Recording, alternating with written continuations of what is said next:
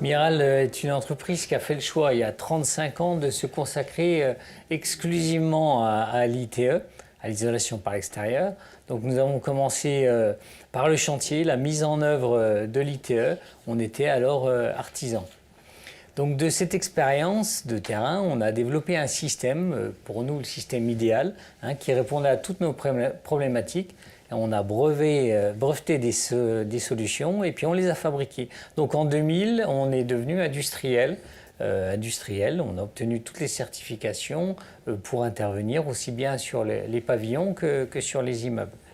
Donc immeubles, collectifs tertiaires.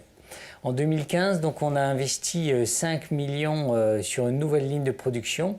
Alors cette ligne a été totalement repensée pour limiter au maximum notre impact environnemental et on a intégré toutes les étapes à l'usine, toutes les étapes de la production, donc pour sourcer les matières au plus proche de l'usine et puis intégrer la fabrication.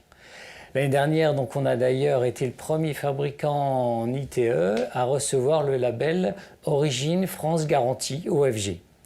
Donc le groupe Miral, c'est avant tout une équipe de passionnés donc, qui compte 100 personnes. On fabrique plus de 250 000 m² d'isolation par extérieur pour une activité de plus de 25 millions de chiffre d'affaires.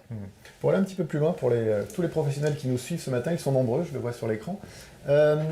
Comment un industriel comme Miral, justement, est arrivé à optimiser ces différents domaines dans sa politique d'innovation ?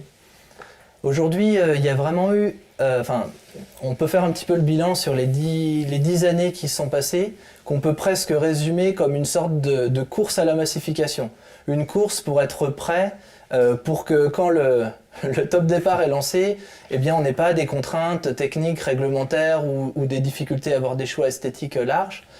Donc on a vraiment eu deux axes de développement, deux piliers. Le premier, on peut le résumer comme étant la constitution d'une sorte de nid technique et réglementaire, où à travers d'un avis technique, eh bien, on va étendre au maximum le domaine d'emploi. Donc aujourd'hui, à travers de nombreux essais, feu, vent, choc, on arrive à avoir lissé complètement ces problématiques thermiques avec un domaine d'emploi qui est très étendu.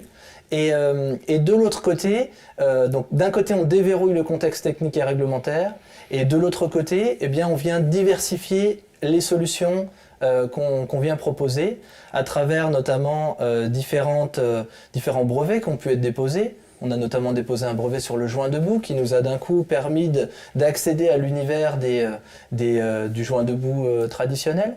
Donc vraiment c'est cette double approche, constitution d'un contexte favorable d'un point de vue technique et réglementaire et diversification des solutions esthétiques qui peuvent nous permettre aujourd'hui d'être en phase avec l'attente de massification telle que attendue par le marché, quoi.